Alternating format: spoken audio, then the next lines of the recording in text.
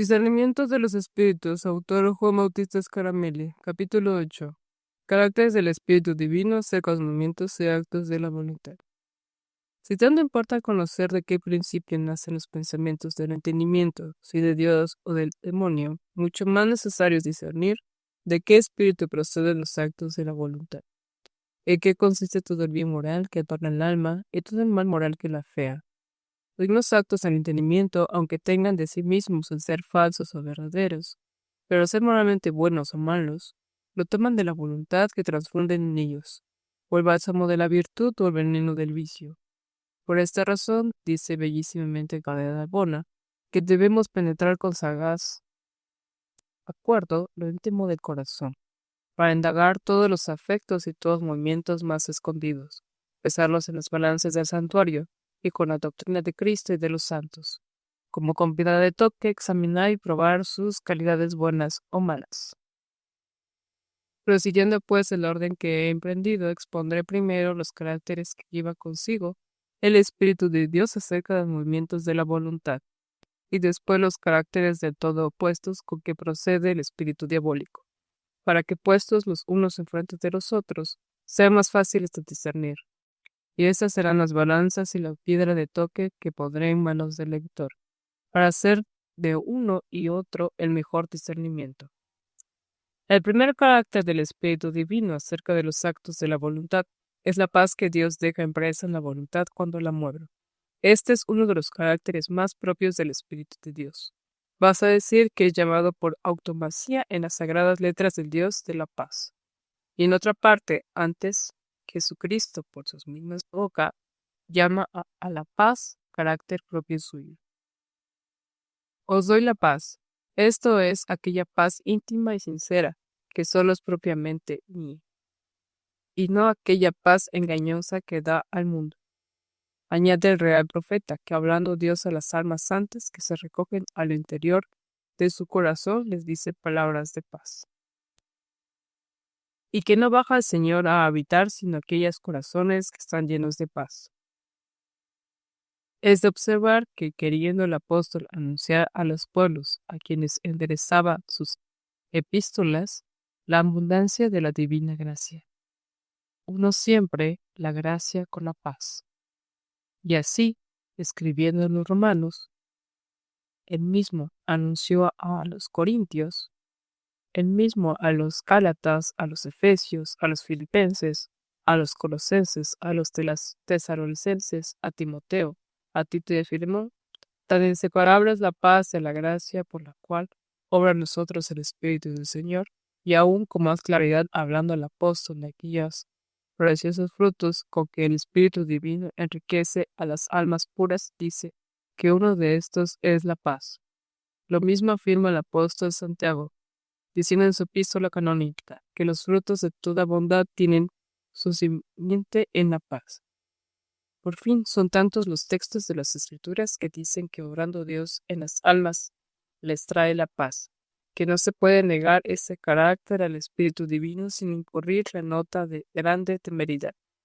Si examinando pues el director alguna alma favorecida de Dios, encontrare que después de las comunicaciones que recibe en su oración, le queda impresa una paz íntima, serena, sincera y estable, le trae una gran señal de ser ella visitada de aquel Señor, que visitando a los apóstoles después de su resurrección, les llevaba la paz. El segundo carácter es la humildad, no afectada sino sincera.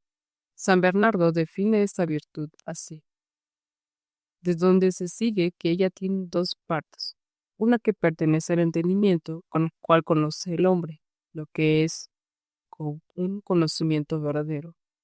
Esto es bajísimo, y de esta ya hablamos en el capítulo 6. La otra que pertenece a la voluntad, con la cual la persona se trata conforme a lo que conoce que es. Quiero decir, se desprecia su corazón, se pone debajo de los otros, se confunde y aniquila en sus afectos, como explica San Buenaventura.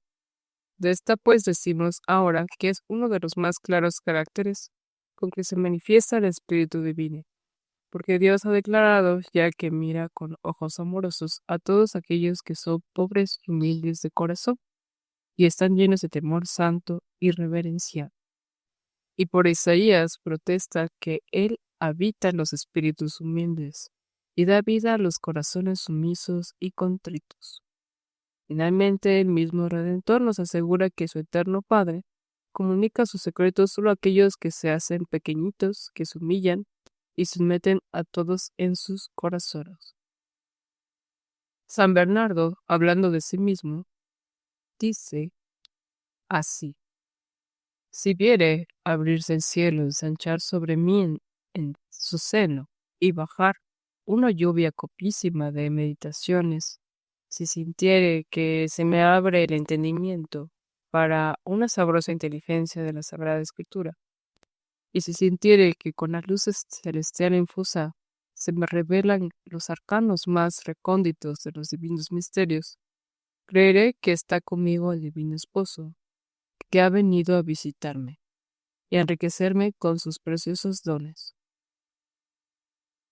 De aquí añade después a nuestro propósito: si sintiere fuera de eso que se me infunde en el ánimo del Espíritu una devoción humilde que engendra en mí odio y desprecio de toda vanidad, de manera que ni la abundancia de las visitas celestiales me levante, entonces sí que estaré seguro que está conmigo el Divino Padre, y que me trata con amor paterno, destilándome espíritu de humildad. Y aquí se ha de notar que el santo, en medio de sus revelaciones, inteligencias y altísimas contemplaciones, no se tenía por seguro, sino los veía acompañadas y como selladas con el carácter de una profunda humildad. A la autoridad de un santo padre añado la experiencia de una serafina, Santa Teresa. Confiesa de sí que jamás le hizo Dios algún favor señalado, sino cuando se estaba aniquilando a la vista de sus propias miserias, y que el mismo Señor le sugería materia de mayor humillación para que más profundamente se nadase en el conocimiento de sí misma. Sobre esta experiencia suya funda la santa esta máxima de espíritu, que Dios tanto más obra en las almas, especialmente en tiempo de oración, cuanto las reconoce más dispuestas con la humildad para recibir sus gracias. Lo que ya he reconocido y entendido es que toda esta fábrica de la oración está fundada sobre la humildad, y que cuanto más se abate un alma en la oración, tanto más la levanta Dios. No me acuerdo que me haya hecho el Señor gracia alguna señalada, de las que luego diré, que no haya sido mientras estaba aniquilándome y confundiéndome, al verme tan mala y miserable, y su majestad procuraba darme a entender cosas que me ayudasen a conocerme, que yo no hubiera sabido imaginar. Tan verdadero es que no hay carácter más claro y seguro del Espíritu Divino como una verdadera humildad, por la cual la persona se tenga por indigna de los divinos favores, estando privada de ellos, no los desee, recibiéndolos se confunda, se maraville con Dios, como Dios se los comunica, los tema y esconda, y solo los manifiesta el director, obligada al deber de ser engañada. Tuvo pues razón el doctor místico Gerson en asegurar a los directores con grandes aseveraciones que no duden de cualquier operación que sea precedida, acompañada y seguida de la humildad, sin mezcla de lo contrario, porque es cierto que proviene de buen espíritu y tiene a Dios por autor. Sentimiento no diverso de aquel del abad Antíoco, que da a la humildad por señal, no conjeturar lo probable, sino evidente de que Dios habita en aquel corazón, en quien ella reside. Mas para no errar en materia de tanta monta, se ha de advertir bien lo que dijo desde el principio, que la humildad, para que sea carácter de verdadero espíritu, no ha de ser afectada sino sincera. Humildad afectada es decir, de sí cosas viles y bajas, pero no sentirlo así en el corazón. Humildad sincera es sentir de sí bajamente y según este sentimiento, posponerse sinceramente a todos en su honor, despreciarse en su corazón y sufrir con paz el ser despreciado de otros. Si a más de esto llegase una persona a amar los desprecios y a recibirlos con agrado, entonces llegaría a poseer en grado heroico esta virtud. Humildad afectada es no creer conocer los dones de Dios y cerrar de propósito los ojos para no verlos. Humildad sincera es el conocer los beneficios y favores que Dios nos hace, pero atribuirlos solamente a Dios y darle toda la gloria sin que se nos pegue un punto de complacencia o vanidad antes a vista de nuestro demérito, sacar de los mismos dones conocidos de Dios afectos de conclusión.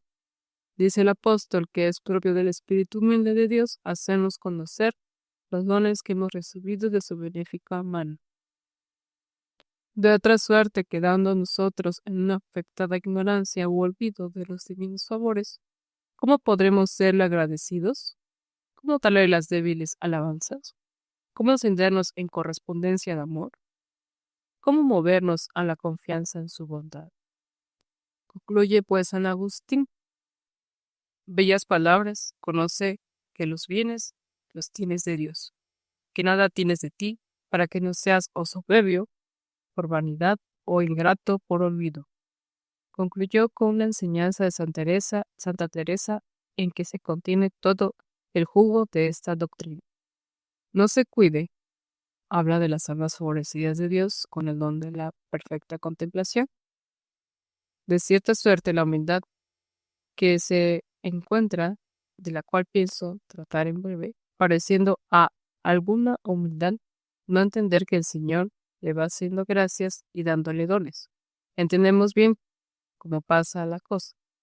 Esto es, que estas gracias nos las hace Dios sin algún mérito nuestro, y por eso nos va mostrando agradecidos a su majestad. Porque si no conocemos que recibimos, no nos despertaremos jamás a amar. Y es cosa certísima que cuanto más vemos que estamos enriquecidos, sin dejar empero de conocer que somos pobres, tanto más ayuda nos viene, y aún más verdadera humildad.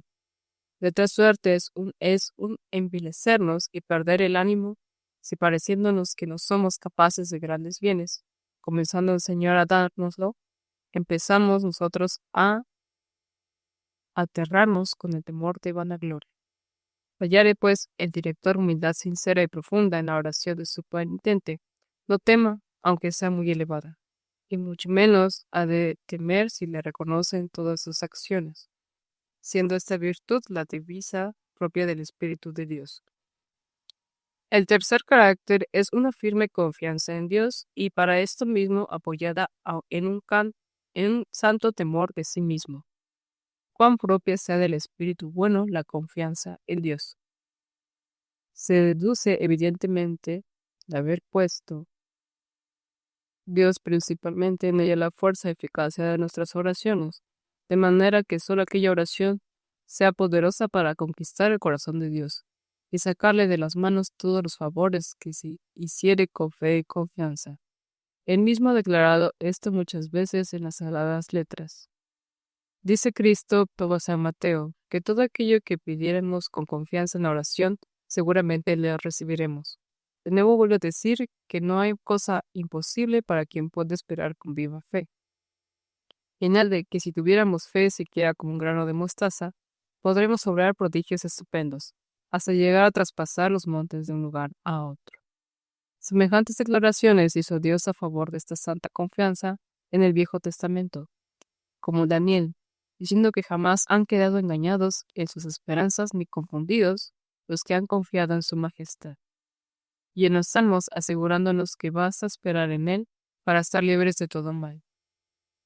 Y en otros 1000 lugares que sería muy largo querer referir.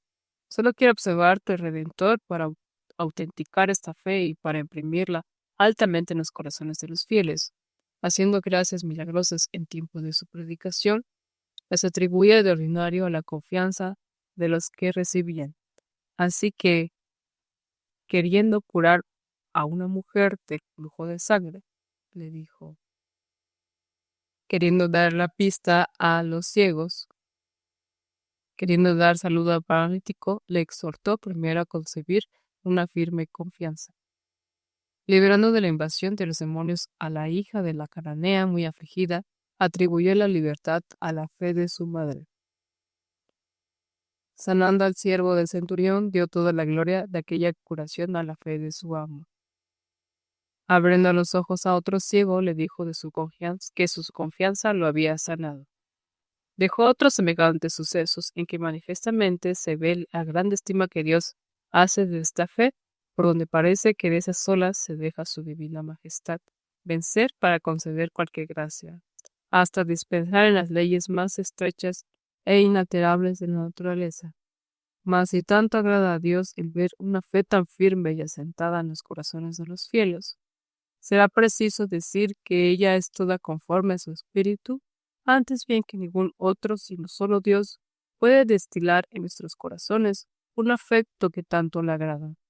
Y por eso, si el director lo encontrar en las obras y especialmente en las oraciones de sus discípulos, podrá justamente decidir que son movidos interiormente del Espíritu del Señor. Pero se ha de advertir que esa confianza en Dios ha de ser acompañada de un santo temor de sí mismo, porque de otra suerte no será recta sino vana y quizá atrevida. También los pecadores confían en Dios y van diciendo vanamente dentro de sí mismos: Ea, que Dios es bueno y misericordioso, ¿no hay que temer de Él? Prosigamos pecando, lo que puntualmente es aquella necia confianza de que habla el sabio en los proverbios. El hombre necio confía, pasa adelante y prosigue en pecar. La confianza verdadera y santa solo se halla en aquellos que, esperando en Dios, temen de sí mismos y desconfían de sus fuerzas. Si miran su propia flaqueza, entran en un justo temor, se ponen los ojos en la bondad de Dios y en sus promesas toman grande ánimo, y juntando de esta suerte con bella trabazón una viva fe con un santo temor, corren seguros la carrera de la perfección cristiana, como corre segura una nave a la deseada playa, cuando está por como sumergida dentro del agua, como lastre impelida por la popa del aire favorable. Tenga pues el director particular cuidado de que sus penitencias no vayan jamás apartados estos dos santos afectos, desconfianza o temor de sí y confianza en Dios, porque el temor sin la esperanza degenera en pusilanimidad, y la esperanza sin el temor para en presunción y atrevimiento, en donde se hallan juntos estos dos afectos, conducen con seguridad el alma al puerto de la bienaventurada eternidad, y por eso son uno de los más bellos caracteres del Espíritu Divino. El cuarto carácter es una voluntad dócil y fácil de doblegarse y ceder. Dije en el capítulo 6 que es señal de buen espíritu, un entendimiento dócil. Aquí añado una voluntad flexible, porque no basta para prueba de un espíritu recto que se rinda a creer si la voluntad no se alarga a obrar según los dictámenes de una recta creencia. Esta flexibilidad primeramente consiste en una cierta prontitud de la voluntad en rendirse a las inspiraciones y llamamientos de Dios, virtud propia de los secuaces de Cristo, como lo dijo él mismo, llamándolos de su propia boca. Dice San Agustín que cuando el Divino Padre interiormente nos enseña y con su gracia nos estimula a seguir las pisadas de su Hijo, muda el corazón de piedra en corazón de carne. Esto es, lo hace flexible, y de esta manera hace de sus predestinados vasos de misericordia. Secundariamente consiste en una cierta facilidad en seguir los consejos de otros, mayormente cuando son de los superiores que están en lugar de Dios y representan su persona. La razón de esto se manifiesta porque habiéndonos encargado Dios en las sagradas letras que obedezcamos a la voz de nuestros superiores como a la suya, y aunque sean de perversas costumbres, se sigue que, entrando a Dios a obrar en un alma con luces celestiales y santas emociones, le debe imprimir una cierta blandura, con la cual se haga dócil a la obediencia de los que le preside, y fácil ejecutar sus mandamientos y consejos. Tanto más que habiendo el mismo Señor amado tanto esta virtud, hasta sujetarse por amor de ella a la muerte infame y dolorosa de cruz. No puede dejar de imprimir un semejante instinto en aquella voluntad que toma para gobernar con sus divinas inspiraciones. Ni obsta que los superiores sean tal vez o ignorantes o apasionados o indiscretos, porque pertenece a la divina providencia suplir en esto lo que falta a sus ministros, siempre que los súbditos no falten en darles la divina sumisión y obediencia, como nota muy bien San Juan Climaco. De esta santa flexibilidad resulta en el alma una cierta propensión santa de descubrir a los superiores espirituales todos los secretos del propio corazón y una cierta humilde sujeción, con la cual no solo ejecuta ya sus órdenes, sino que aún teme emprender alguna notable obra sin su consejo, lo que es puntualmente aquel proverbio de un espíritu que inculca tanto Casiano a las personas devotas.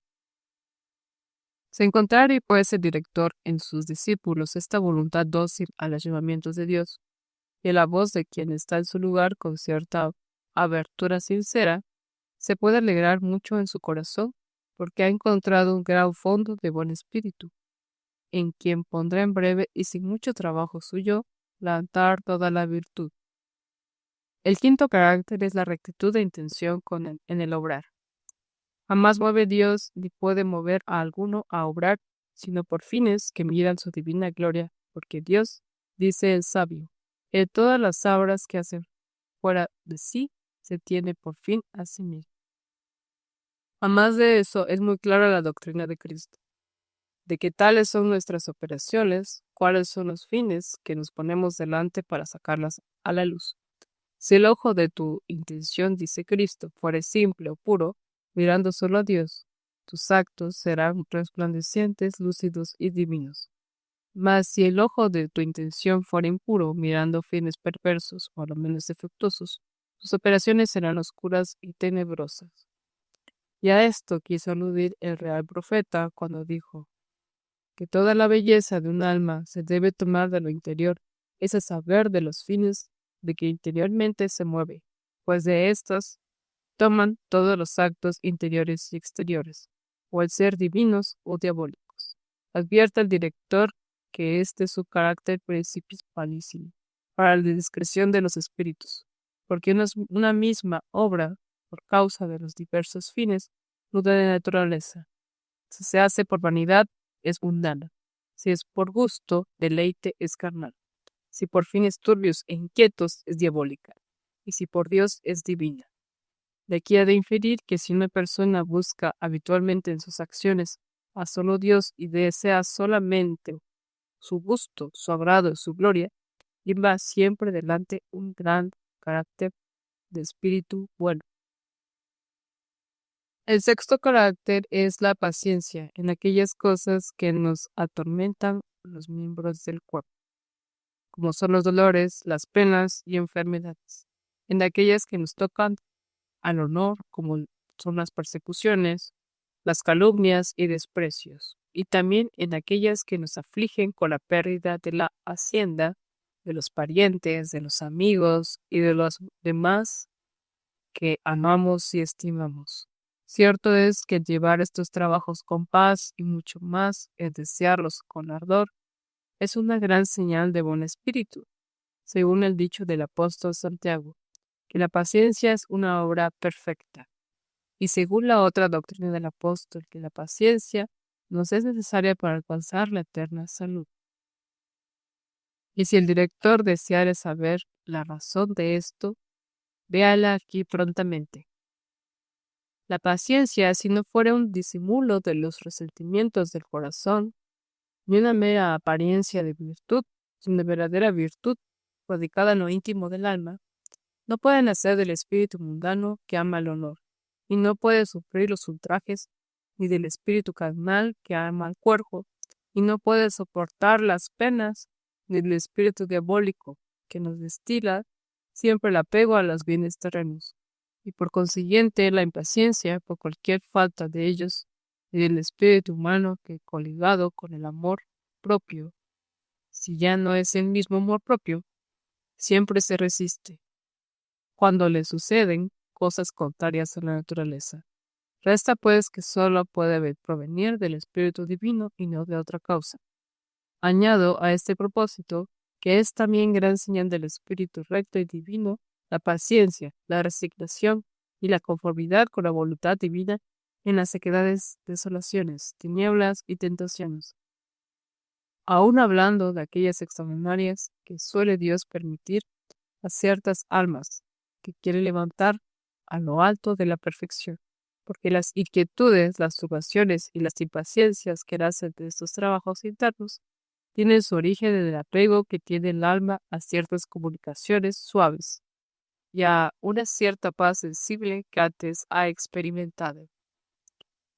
Ni este apego va separado del amor propio confederado con el espíritu humano, que busca siempre lo que le agrada a él y todo lo que le agrada a Dios, ni sirve traer por excusa de estas inquietudes e intolerancias internas el parecerle al alma que está abandonada de Dios, por no sentir su presencia, porque Dios, cuanto es de su parte, no abandona jamás al alma ante las desolaciones, sino que solo le quita cierta sensibilidad deleitable, a fin de hacerla más fuerte y robusta en el espíritu de la conformidad y paciencia, por lo cual no se puede dudar que una tolerancia quieta y pacífica en medio de los trabajos de la sequedad sea carácter de buen espíritu, tanto más que el mismo Dios nos exhorta a tenerla diciendo a estas almas desconsoladas. San Cipriano demuestra con muy bellos ejemplos que el espíritu sólido y robusto del cristiano no se prueba sino con la tolerancia a los trabajos. Un piloto dice: no se conoce cuando el cielo está sereno y el mar está sosegado con una plácida calma, sino cuando el cielo y el mar están tempestuosos.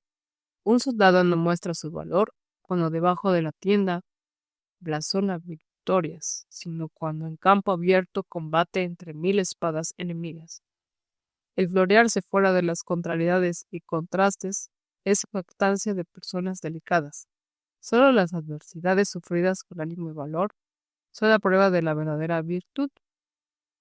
Un árbol, prosigue el santo, que está profundamente arraigado en el suelo, no se mueve al ímpetu de los vientos.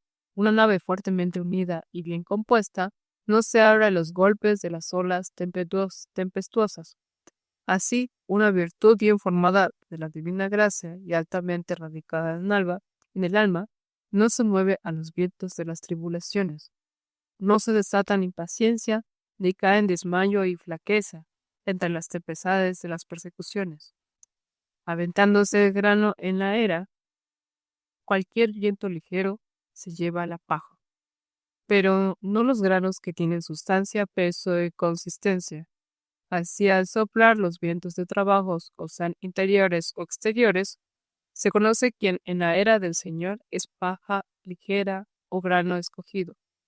Finalmente concluye con el ejemplo de San Pablo, el cual después de los naufragios, después de ser azotado y después de tantos y tan graves tormentos y aflicciones, no decía que había sido maltratado, sino perfeccionado en las adversidades, y confesaba que cuanto eran mayores sus aflicciones, tanto eran más verdaderas las pruebas de su espíritu.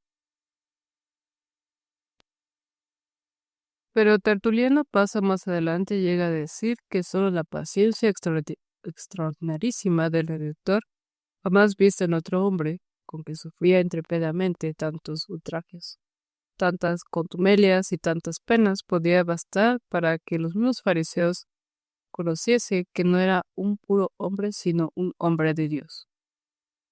Pues si la paciencia que había en Cristo podía bastar para entender que era Dios, la paciencia que hay en aquellos que imitan en el padecer podrá también bastar para conocer que en ellos está el verdadero Espíritu de Dios. Advierta, empero, al director que esta paciencia no se halla en todos en un mismo grado de perfección. Los principiantes, al primer encuentro de estas tribulaciones, suelen sentirlas muy vivamente. Los proficientes, que tienen las pasiones más domadas y más mortificado el amor propio, las sienten menos, pero sin embargo unos y otros se sujetan a la divina voluntad y se acomodan a su cruz. Mas los perfectos que han triunfado ya en sus desordenadas inclinaciones, les salen al encuentro con alegría y las abrazan con amor y con gozo, como los apóstoles que volvían gozosos del concilio en que habían sido agraviados y habían recibido agravios y contumelias. Pero en cualquier grado que se posea esta virtud, siempre es don de Dios, que con su gracia la produce en nuestras almas. El séptimo carácter es la mortificación voluntaria de las inclinaciones internas. No se puede poner en duda que sea esto un sólido carácter del Espíritu Divino, porque el mismo Redentor nos lo ha dicho por su boca. Veis aquí la divisa de los secuaces de Cristo, y que tienen su espíritu, abnegarse a sí mismos, contradecir a sus quereres y evitar sus pasiones. ¿Quiénes son los generosos soldados del Redentor que conquistan su reino celestial? Los mortificados que hacen fuerza y violencia a sí mismos. Para que un grano de trigo produzca fruto, es necesario que muera, sepultado en la tierra. Así que para que produzca el hombre frutos de vida eterna, conviene que muera a sí mismo con el ejercicio de una insensante mortificación. Y esto nos enseñan las palabras que se siguen. Ni con esto quiere significar el Divino Maestro que por odio de nosotros mismos debamos darnos la muerte con nuestra propia mano, sino más antes que debamos dar la muerte a nuestros malos apetitos y a nuestras perversas inclinaciones, haciéndoles la guerra con una incesante abnegación. Esto, como nota bien San Juan Crisóstomo, es propiamente aborrecerse a sí mismo, porque así como no podemos mirar la cara ni aun oír la voz de aquellos que aborrecemos de muerte, sino que apartamos la vista con enfado de ellos, así aborreciéndonos a nosotros mismos, debemos retirar con violencia el ánimo mal inclinado de aquellas cosas que no agradan a Dios, que es lo mismo que mortificarle haciéndose violencia. De aquí infiere debidamente Cornelio a Lápide, que la abnegación de sí mismo es la base y como fundamento sobre que se apoya toda la fábrica de la perfección cristiana. Esta es la raíz de quien nace toda virtud. Esa es la fuente de quien sale toda perfección. Y por eso, quien desea llegar a ser perfecto en la escuela de Cristo, debe tener siempre delante de los ojos esta doctrina de la continua mortificación, y con ella regular todas sus acciones, y de esta manera vendrá a ser verdadero discípulo y fiel imitador de Jesucristo. Tan verdadero es que el espíritu de la interior mortificación es inseparable del espíritu de Jesucristo. El octavo carácter es la sinceridad, veracidad y simplicidad, virtudes que suelen andar unidas. Dios es la primera verdad, y por eso no puede infundir en los corazones de que reside sin espíritu de verdad y sinceridad. Además de eso, el mismo Dios ha declarado que Él habla a las personas sencillas. Esto es, alumbra aquellos entendimientos que proceden sencillamente sin doblez, sin ficción y sin engaño, como explica San Gregorio.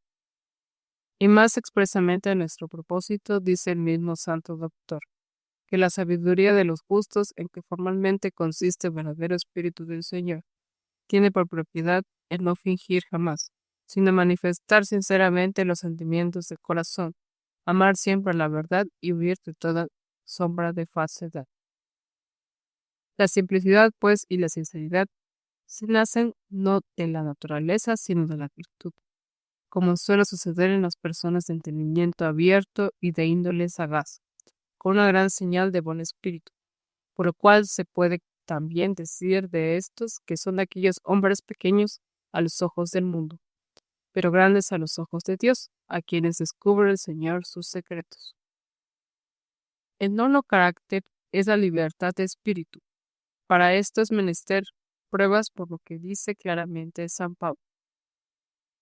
Donde se halla la libertad del espíritu, allí se encuentra también el espíritu del Señor. Solo hay necesidad de explicar en qué consiste esta libertad de espíritu que solo Dios engendra en nuestras almas. Por libertad de espíritu entienden así aquí algunos una cierta estructura de conciencia y un cierto obrar libre y franco, poco conforme a las leyes de la razón y de la fe, pero se engañan, porque esta no se debe llamar libertad, sino disolución de espíritu. Para entender qué cosa sea la libertad de espíritu, es necesario saber qué cosa sea servidumbre de espíritu, ya que esta es una virtud que con modo especial recibe luz de su contrario. La servidumbre, pues, de espíritu no es otra cosa que una sujeción voluntaria del alma a algún vicio, del quien la miserable se deja predominar. Lo explica admirablemente San Ambrosio, declarando aquellas palabras del santo. No puedes, dice el santo doctor, un hombre del mundo, decir a Dios, yo, Señor, soy tuyo, porque tiene muchos señores que lo tiranizan. Se le pone delante la lujuria y le dice, tú eres mío, porque desea los placeres de ese tipo. Viene la avaricia y le dice, tú eres mío, porque el oro y la plata a que vives apegado son el precio con el que he comprado tu esclavitud. Se le presenta delante las prendidez de las viandas y le dice, tú eres mío, porque la suntuosidad de los convites es el precio, por el cual te entregaste a mí. Viene la ambición y dice, eres del todo mío, y no sabes que te he puesto sobre los otros para que les sirvieses a mí. Te he dado potestad sobre otros para que estuvieses sujeta a mi poder. Vienen los demás vicios y dicen todos, tú eres mío. Finalmente concluye el santo. Pues qué esclavo tan vil y miserable es aquel a quien tantos les pretenden para sí y le quieren sujeto a su dominio. Veis aquí declarada la servidumbre del espíritu y veis aquí también explicada la libertad del espíritu, la cual consiste en ser libre del demonio, de los vicios, de los cuales es esclavo quien de ellos se deja enseñorear. Pero es menester notar que esta libertad de espíritu no es una virtud indivisible, sino que antes puede crecer en grados de menor a mayor perfección. Puede alguno ser libre de vicios en cuanto no consiente a sus movimientos, y esto no excede al ínfimo grado. Puede ser libre también de los movimientos de los vicios, de sus perversas inclinaciones, a lo menos de manera que las sienta tantas raras veces, las sienta levantar ligeramente y con mucha facilidad las reprima, y este es un grado ya superior. Puede ser libre de toda afición y apego a las cosas terrenas y honestas, y ese es un grado más alto. Puede ser también libre de todo apego a los dones de Dios, y ese es el grado más sublime de la libertad espiritual. El que posee esta virtud en grado perfecto tiene el ánimo libre de todas las aficiones, solicitudes y ansias, y está siempre dispuesto y pronto para conformarse con la divina voluntad en todo lo que suceda. Poco se alegra de los bienes terrenos y poco se entristece por su falta, y si alguna vez siente algún movimiento de despresencia, pues presto se aquieta en Dios y entrando dentro de sí, donde las cosas están bien compuestas, luego se serena. En suma, de esto se verifica el dicho del Espíritu Santo, que cualquier cosa que acaezca al hombre justo, no tiene fuerza para contristar. Estos tales reciben gustosos las consolaciones y las visitas del Señor y sufren con paz su privación. Hacen sus oraciones, sus comuniones, sus penitencias y todos los demás ejercicios espirituales, pero los dejan con la misma facilidad cuando o la caridad o la necesidad o la obediencia lo pide. En suma, han roto la cadena de todo apego, y por eso viven libres de toda imperfecta solicitud, en una plácida calma y una dulce serenidad. Bienaventurados los que llegan a este estado, porque tienen un carácter no solo de buen espíritu, sino también de verdadera santidad. El 10º carácter es el deseo de la imitación de Cristo. Esta es la señal más clara del Espíritu Divino, porque afirma San Pablo que no puede uno tener el Espíritu de Dios sin tener el Espíritu de Jesucristo. Y la razón la da San Anselmo, explicando las mismas palabras del apóstol, porque el Espíritu de Dios no es distinto del Espíritu de Cristo, siendo un mismo el Espíritu de Dios y de su Divino Hijo, por lo cual no puede moverlos a cosas ajenas de las que obró y nos enseñó nuestro amabilísimo Redentor. Luego nadie nos puede incitar a la imitación de las virtudes de Jesucristo y a la obediencia de su enseñanza, sino el Espíritu de Dios. El 11º carácter es una caridad mansa, benigna, desinteresada, cual la describe el apóstol. San Agustín hace tan seguro a un espíritu lleno de sincera caridad que llega a decir esta palabra: ama tú con amor de caridad y haz lo que quisieres. No errarás. Ahora hables, ahora calles, ahora corrijas, óbralo por todo con interno humor. No puede ser sino bueno todo lo que nace de la raíz de una íntima caridad. Bella expresión es esta y juntamente bella prueba a favor de un espíritu caritativo. Deja otros caracteres porque estos pueden bastar al director para juzgar rectamente de cualquier movimiento interior o exterior del ánimo y para decidir si trae de Dios su origen. En la divina voluntad hemos finalizado este capítulo, rogando al Espíritu Santo nos ilumine la inteligencia para comprender la lectura. Que nuestra Madre la Virgen María les otorgue la gracia de la perseverancia para continuar con el siguiente capítulo. Bendiciones en la divina voluntad.